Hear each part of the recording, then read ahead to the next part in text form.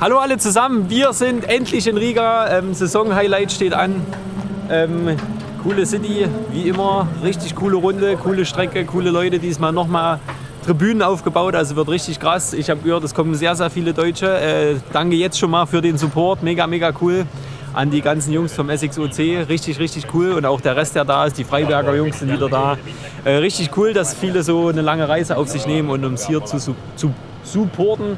Richtig coole Sache. Aber jetzt erstmal kurz, wir haben schon ein bisschen was erlebt, bevor wir jetzt hier im Fahrerlager stehen. Und zwar stand das Auto ja noch in Finnland bei den Jungs vom Robe K4 Imports. Erstmal nochmal vielen Dank dafür, die aufs Auto aufgepasst haben seit der finnischen Runde. Sind dann sozusagen gestern zum Mittwoch früh bin ich mit Paul nach Helsinki geflogen. Die Jungs haben das Auto zum Flughafen gebracht. Wir sind in Helsinki direkt auf die Fähre gefahren. War wie immer eine Punktlandung. Also 13:30 Uhr sollte es losgehen. 13 Uhr sind wir durch den Check-in und direkt auf die Fähre gefahren. Mussten nicht mehr warten. Sehr, sehr cool. Hatten dann 2 Stunden Fähre nach Tallinn, nach Estland. Und dort haben wir gleich die Chance genutzt, um endlich mal Weissep zu besuchen. Wer es nicht weiß, die kommen aus Estland, in Tallinn, also der Hauptstadt in der Nähe. Waren dort fast 2 Stunden. Da war nochmal Danke an Tarmo, der hat uns eine richtig coole Führung gegeben. Durch deren Werk, sage ich mal, ist bescheiden, würde ich sagen. Aber sehr, sehr cool und interessant. Also das war richtig cool. Ich habe leider Gottes dort nicht viel gefilmt, weil es wieder zwischen Tür und Angel war. Aber er hat sich trotzdem Zeit genommen. Richtig krass, wie viel die ihre eigenen Sachen testen, gerade die Antriebswellen, die haben verschiedene Prüfstände, selbst für die Uniballs, also richtig, richtig krass, er hat uns alles gezeigt und es werden bis 95% aller Teile dort werden im Haus gefertigt. Also danke dafür nochmal, danke für das geile V3-Kit vorne. Und dann sind wir weiter hierher gefahren, dann ist es natürlich schon spät geworden durch unseren kleinen Ausflug, aber wir sind gestern Abend gut hier angekommen, haben noch alles aufgebaut, haben schon angefangen das Auto zu zerlegen, denn wir hatten ja noch einiges an Arbeit am Auto. Wie gesagt, es stand die ganze Zeit in Finnland. Wir konnten also nichts groß dran machen. Haben ein paar Pakete nach Finnland geschickt, dass wir hier alle Teile haben. Da nochmal ein Danksagungsvideo hier an Comp 1 Clutches für die Ersatzteile für meine Kupplung. Haben die jetzt nochmal getauscht. Zurück zu unserem Original-Setup. 2 Scheiben Kupplung von den Jungs. Bisschen größere Schwungmasse. Finde ich, lässt sich wesentlich schöner fahren in einem Turboauto. Die jetzt wieder drin, also hatten das Getriebe noch mal draußen, haben das komplette Auto gecheckt. Morgen gibt es dann noch mal unsere reparierte Lichtmaschine zurück von Chirpa. Die bauen wir noch ein, weil immer wenn ich fahre, ist es ja ganz knapp an die 13 Volt. Ich hätte schon gern über mit der elektrischen Servo und auch mit den Benzinpumpen ist es einfach safer so. Das steht morgen noch an, haben ansonsten noch alles gecheckt, die Übersetzung geändert, geputzt. Ja, das Heck wieder ein bisschen noch in Form gebracht. Das ist alles wieder fit. Ja, diesmal Daumen drücken, dass wir ein besseres Wochenende wie in Finnland haben. Wir haben auf jeden Fall Bock, sind motiviert und bis dann.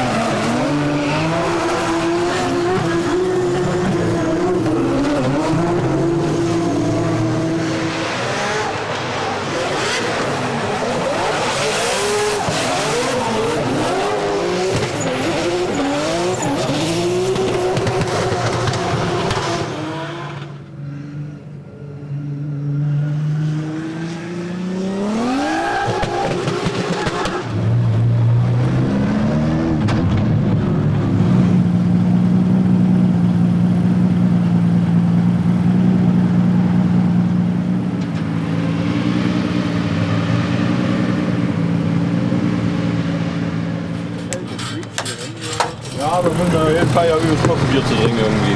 Ja. Eins. Wenn ich jetzt. Ich muss noch ein Foto machen. Ja, Das ist ja noch ein Stück da, oder? da fällt das Wort, wenn du Bier getrunken hast, sowas. Ja, Schilder gleich. Das ist aber assi, Alter.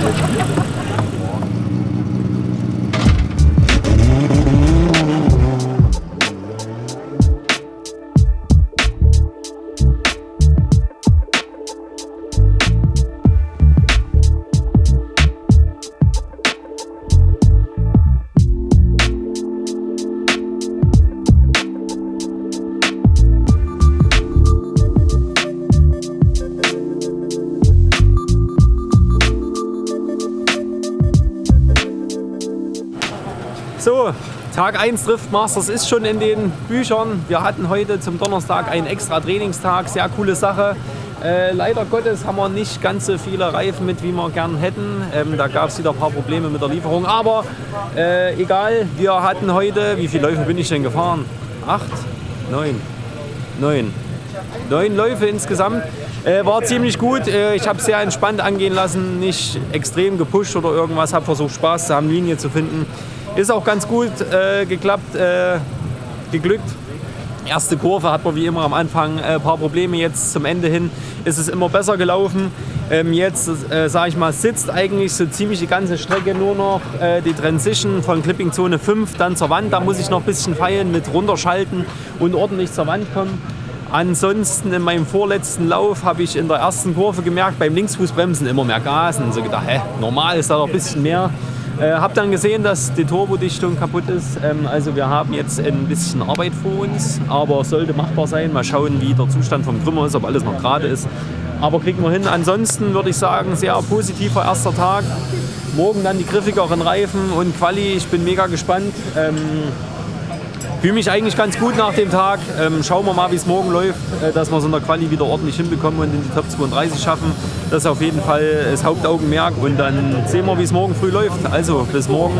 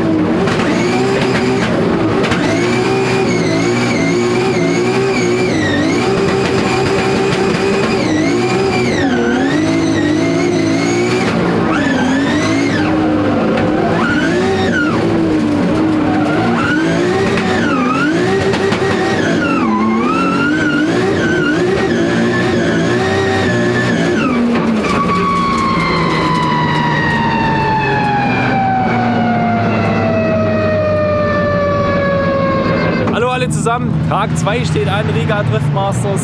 Das erste Training liegt schon hinter uns. Fahren heute wieder die anderen Zegnova Reifen, hatten damit ganz schön zu kämpfen am Anfang, weil die doch wesentlich mehr Grip haben als die anderen. Genau, letzten 2 Läufe waren eigentlich akzeptabel. Im Training ist noch das Relais von den Lüfter für den Ölkühler kaputt gegangen. Das haben wir schnell noch gewechselt, haben aber trotzdem insgesamt 5 Runden gekriegt. Ziemlich zufrieden damit. Die letzten 2 waren auch akzeptabel. Jetzt heißt es wirklich, Clipping Zone 5 noch zu meistern und die Transition zur letzten Wand. Der Rest, denke ich, sitzt ganz okay. Noch ein paar Feinheiten und dann hoffen wir, dass es für die Quali reicht. Werden kämpfen. Ich denke, es sind alle gut drauf und ja, Livestream einschalten. Macht jetzt nicht Sinn, dass ich das sage, aber Daumen drücken. Wir sehen uns dann.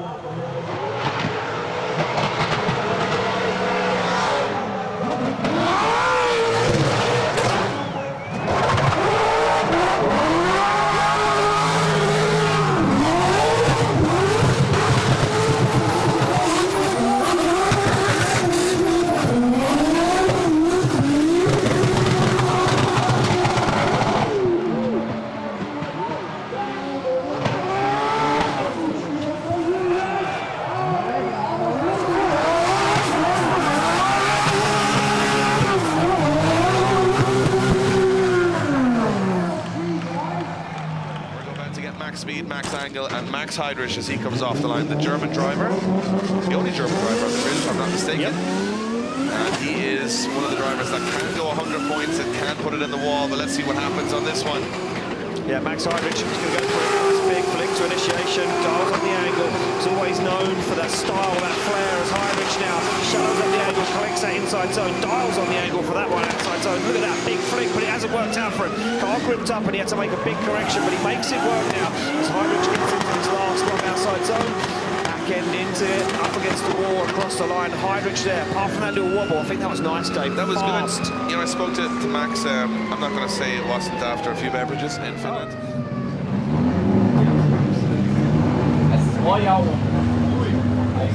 Ja, es war schon erste früh raus und untersteuern zur 5.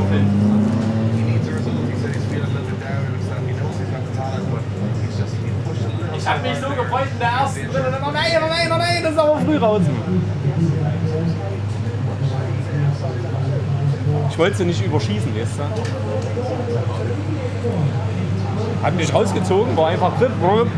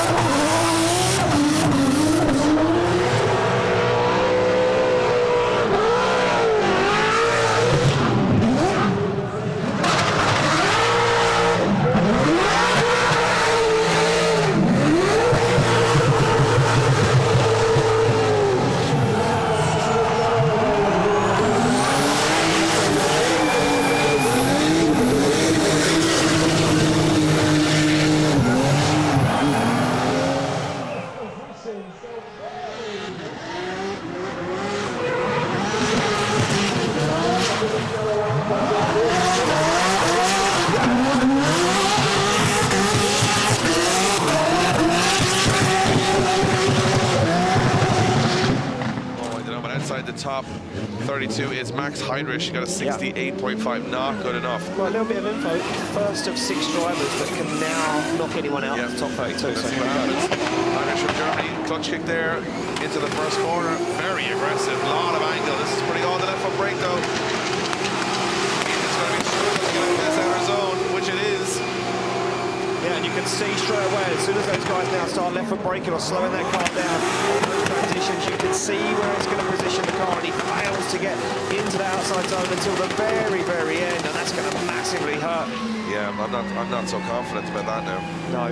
I kind of wanted Max Heidrich to come in here and put a 95 on the board, but I don't think that's what happened. I think especially the first corner and especially missing out of zone 4. 71.5, 32nd position for Max.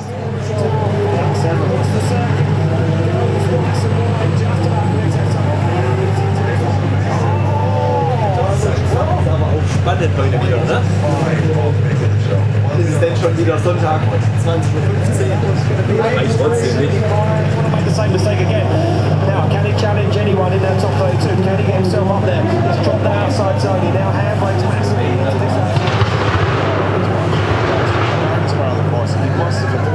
Max, du brauchst noch nicht abschließen, Junge. He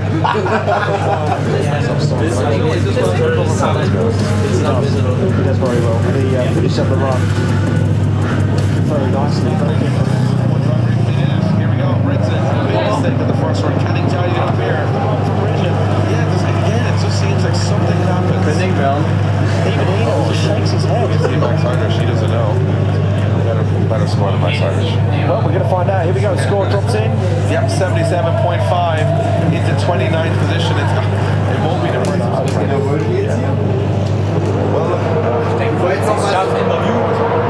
Ich denke, wir wollten noch mal so richtig Salzlevel spielen. Die haben nicht im Straße rechts. Eigentlich wolltest du noch mit Bier saufen.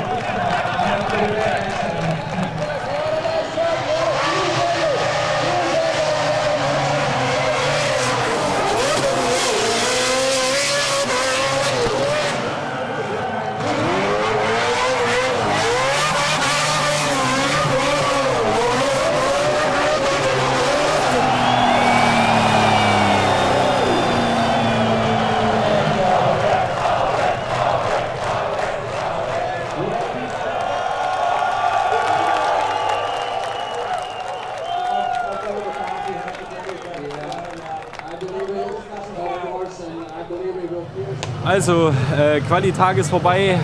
Leider wieder sehr enttäuschend. Ist langsam, weiß gar nicht, was ich noch sagen soll. Es steckt zurzeit einfach der Wurm drin.